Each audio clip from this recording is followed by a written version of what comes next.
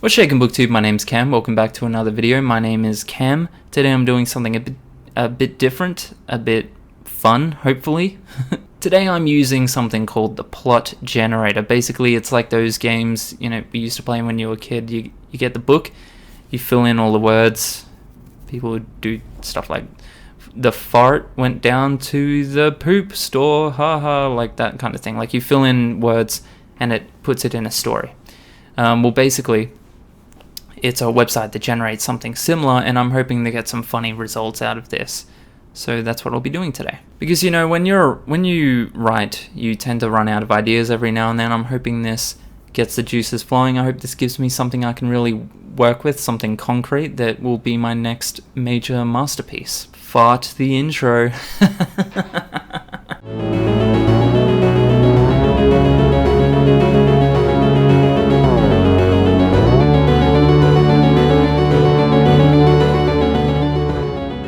Plot generator, you can find it at plot-generator.org.uk. Obviously this isn't a sponsored video or anything, I just randomly came across this, but yeah, I'm hoping to get some funny results out of this. We're going to go through it together. First I'll do a short story. It takes a little bit longer than I would like to do the short story one, so after that we might do just one of the blurb generators. But yeah, let's get into it. So the first thing's the title. I just want to go random. I want to give the generator a chance to really show its true colors, really show us some of that comedic gold, boy. And obviously after that, you want to launch straight into the action. You want the conflict to be emotional, and we want the resolution to be happy. Actually, you know what? I want the conflict to be violent. I want it to be violent. I want there to be blood. So yeah, straight after that, we're going into the protagonist name. In this case, we're going to go Clara Imposter. If you didn't know, this channel actually used to be called Clara Reads Books. My name originally was Clara. Unfortunately, that name and identity was stolen from me by the now existing Clara Reads Books. And as I've told her a million times, my lawyers are looking into it as we speak, so brace yourself. Secondary character. Secondary, we will have Mr. Hankley. It's a great name. It's a fucking brilliant name for a dude. What does the second character want from the protagonist? Well, they just want love. They want love and tender care. That's all they want. That's all Hank's after. He's a nice guy. He's a good guy.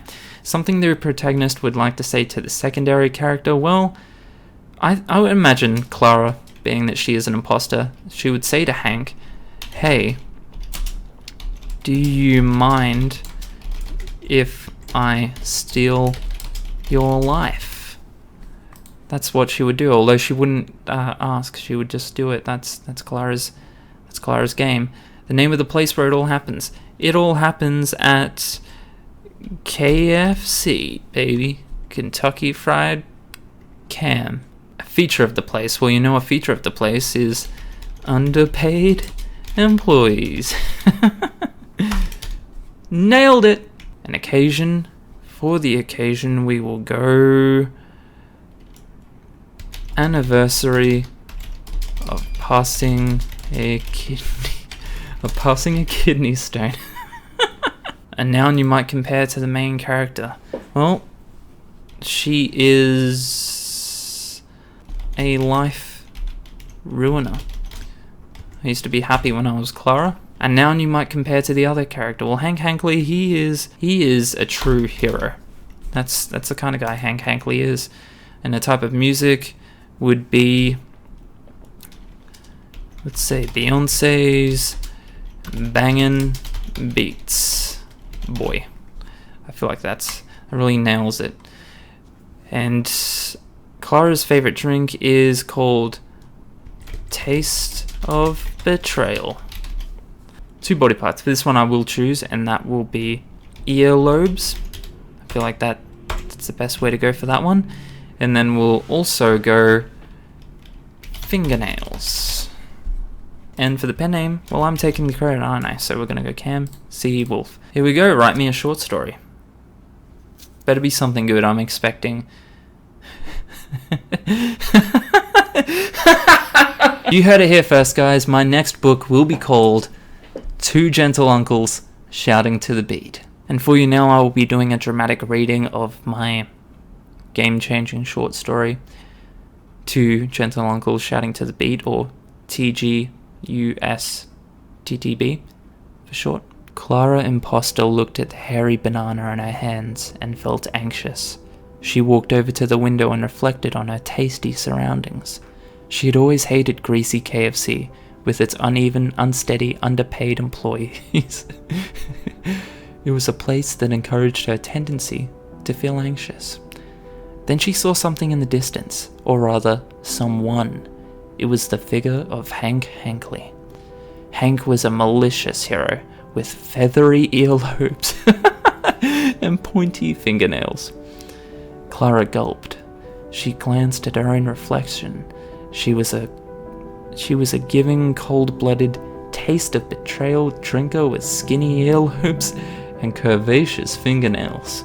Her friends saw her as a lovely, large-life ruiner. Once she had even helped a dizzy small child cross the road.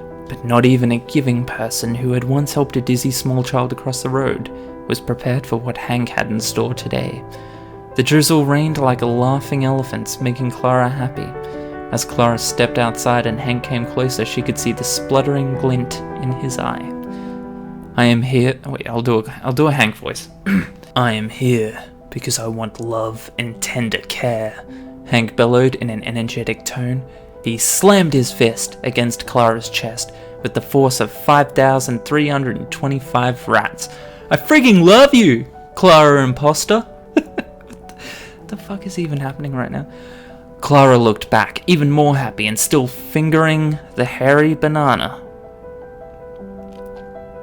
Hank, hey, do you mind if I steal your life? She replied. They looked at each other with sparkly feelings, like two old obnoxious ostriches drinking at a very brave anniversary of passing a kidney stone, which had Beyonce's Bangin' Beats Boy music playing in the background and two gentle uncles shouting to the beat. Strangely, that fits. Clara regarded Hank's feathery earlobes and pointy fingernails. She held out her hands. Let's not fight, she whispered gently. Humph, pondered Hank. Please, begged Clara with puppy dog eyes. That's something she actually does. Hank looked surprised, his body blushing like a tense, thankful teapot. Then Hank came inside for a nice drink of taste of betrayal. The end. I think we can all agree that that was perfection, at the very least. It was absolutely splendid, and to be honest with you, I'm thinking of entering this short story into a few competitions. I'm expecting at least a Nobel Prize out of this one.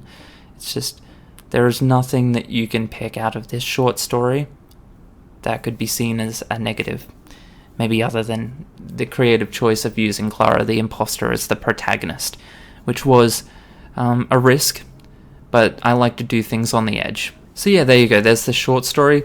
Next up, we're going to do something a bit shorter. We'll do a blurb. So we're going to generate a blurb, and I think for the genre, we'll go with horror. That's what I'm thinking. So for this one, I'm thinking the main character can actually be Hank again, Hank Hankley, because, you know, he was made out to be a villain in the last one, but he's just misunderstood. He just wants that love and tender care. Somebody who might try to help your main character. Well, you know what? That would be me, because Hank's my boy.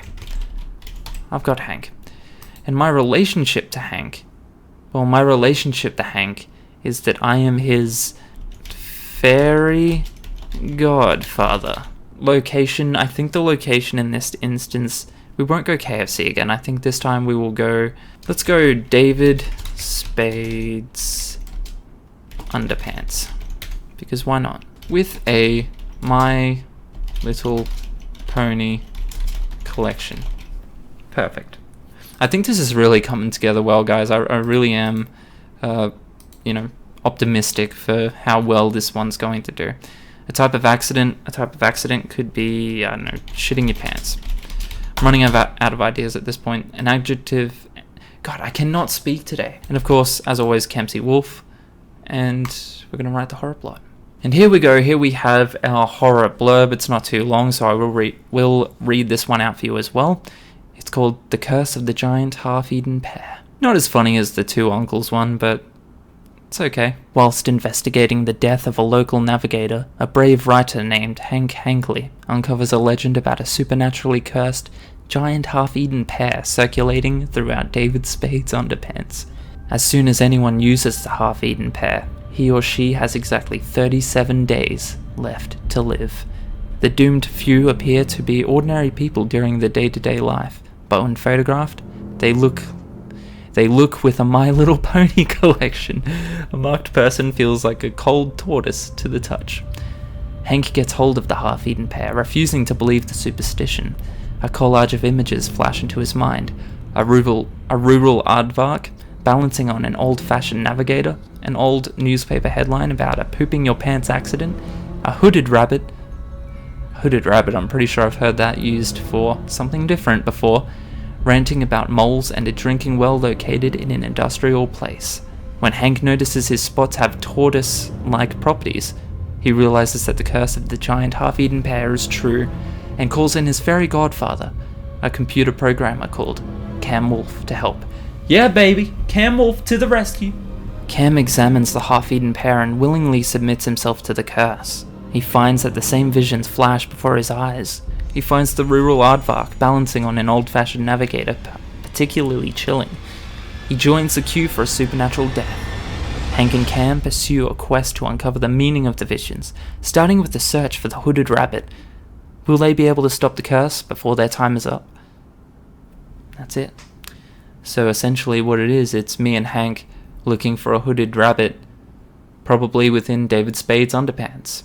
I don't need to tell you about the literary perfection that those stories fall into. I mean, you can see it for yourself, but I would highly recommend checking out the plot generator for yourself. If you're having any trouble with your stories, this is a perfect way to just give you a bit of a boost, because honestly, both of these stories that I've just created right now in the last 15 minutes have been completely usable, and we've already got the whole story there. We just need to flush it out a bit. As always, thanks for watching, guys. If you want to like, subscribe, whatever, I might do more of these videos if you like it. I'm not too sure. If you do, obviously like and leave me a comment letting me know that you do want more of these videos, and I'll do them. Otherwise, if not, I won't. But yeah, that's it. I had a bit of fun here. It was nice to chill, just sit down again, just like old times. I'll see you in the next video. Catcha.